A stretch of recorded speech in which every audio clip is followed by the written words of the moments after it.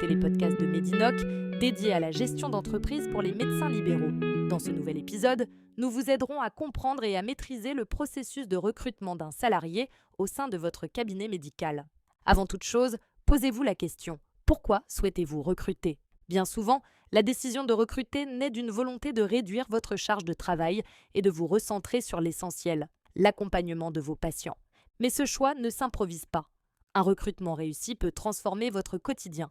Amélioration de la qualité des soins, meilleure expérience patient, diversification des services et optimisation de votre temps et de vos ressources. À l'inverse, une erreur de recrutement peut désorganiser votre activité, générer du stress et nuire à la réputation de votre cabinet.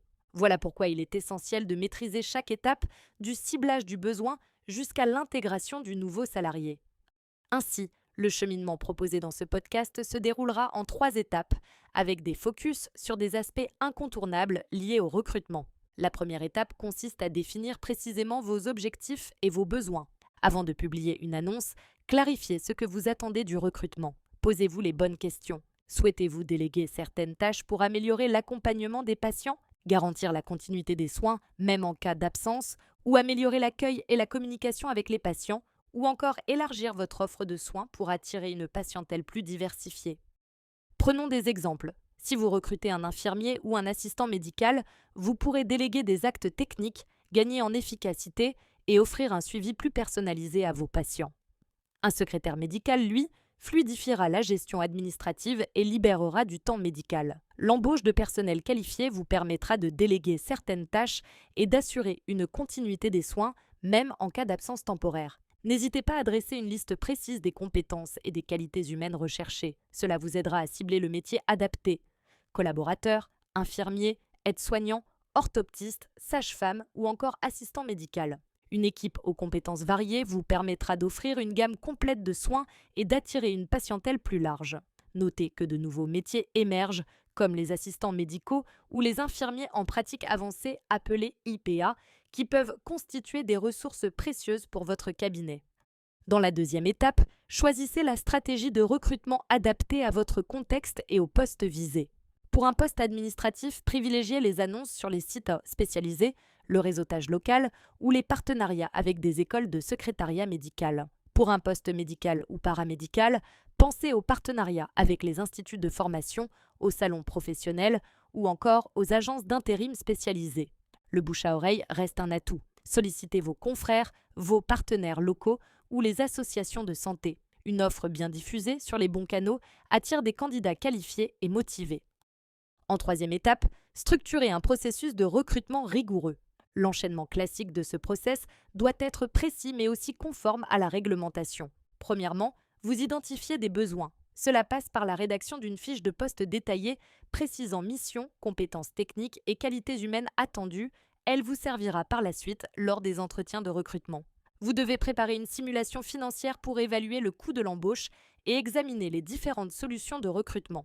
Par exemple, évaluez bien les coûts de gestion d'un salarié si vous l'embauchez en direct ou si vous passez par un groupement employeur. Puis, vous rédigez une annonce précise que vous publiez sur les canaux adaptés. Ensuite vient le sourcing et la présélection des candidats, trier les candidatures selon des critères objectifs. Puis vient l'entretien, soit la première rencontre avec un futur collaborateur. Cette étape est importante, structurez vos entretiens autour de questions ciblées, aussi bien sur les compétences médicales que sur les soft skills, que l'on appelle en français les compétences comportementales comme par exemple la capacité d'adaptation, gestion du stress ou encore la communication. L'évaluation des soft skills est aujourd'hui indispensable, voire même un enjeu décisif. Ne vous limitez pas uniquement à l'évaluation des compétences techniques.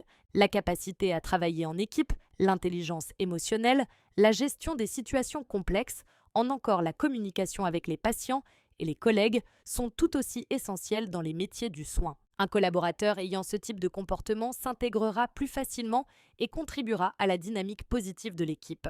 Par exemple, lors de l'entretien, proposez une mise en situation en posant une question qui pourrait être « Comment réagiriez-vous face à un patient anxieux ou à une surcharge de travail ?»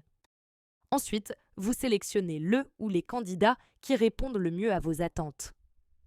La négociation du contrat sera une étape essentielle, notamment sur ses modalités d'application.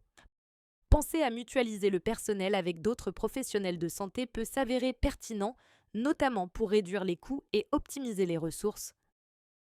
Une fois la sélection du candidat passée, il reste une étape très importante. L'intégration de votre nouveau salarié est un moment clé qui, si vous n'y faites pas attention, pourrait gâcher ce recrutement. Accompagnez-le notamment pendant la période d'essai pour faciliter son adaptation et détecter rapidement d'éventuelles difficultés. Un conseil avant son arrivée, préparez son poste de travail pour faciliter sa prise de fonction. Il est recommandé d'organiser un accueil personnalisé pour favoriser son intégration et de réaliser des points d'étape réguliers, sans oublier de valider la période d'essai en anticipant les délais. De plus, comme nous l'avons mentionné plus haut, recruter, c'est aussi respecter scrupuleusement les obligations légales. Respecter le principe de non-discrimination, chaque candidat doit avoir les mêmes chances indépendamment de son origine, de son sexe ou de son âge, de sa religion par exemple. Informer clairement les candidats sur les étapes du processus et l'utilisation de leurs données au regard de la réglementation RGPD. Au passage, il est très apprécié de fournir un retour constructif aux candidats non retenus si cela vous est demandé. Formalisez systématiquement un contrat de travail en y intégrant toutes les clauses obligatoires, description du poste, rémunération, durée du contrat, conditions de la période d'essai et de sa rupture éventuelle. Un conseil, soyez particulièrement attentif aux contraintes juridiques spécifiques aux contrats à temps partiel ou à durée déterminée. Elles seront abordées dans un autre podcast, mais retenez qu'il ne faut pas hésiter à faire appel à un avocat pour avoir une rédaction claire et juridiquement viable. Un contrat mal rédigé est souvent source d'ennuis. N'oubliez pas la déclaration préalable à l'embauche ou DPAE à adresser à l'URSSAF avant la prise de poste. Cette démarche peut se faire en ligne sur ursaf.fr ou netentreprise.fr. Vous aurez également l'obligation de tenir un registre du personnel, de vous affilier aux caisses de prévoyance, caisses de retraite et complémentaires santé, et enfin d'adhérer à la médecine du travail. De plus, notez que recruter, c'est aussi adapter le processus de recrutement à la structure juridique de votre cabinet. Autant de formes juridiques, autant de possibilités de gestion. La forme juridique de votre cabinet influence donc les démarches à accomplir. En exercice individuel, vous gérez seul toutes les démarches. En société civile de moyens, SCM, il y a partage des ressources, mais chaque praticien reste responsable de ses salariés.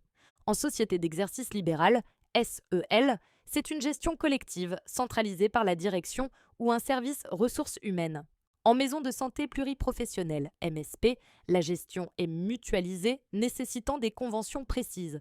En cabinet de groupe, la gestion est conjointe et doit être formalisée par des accords internes.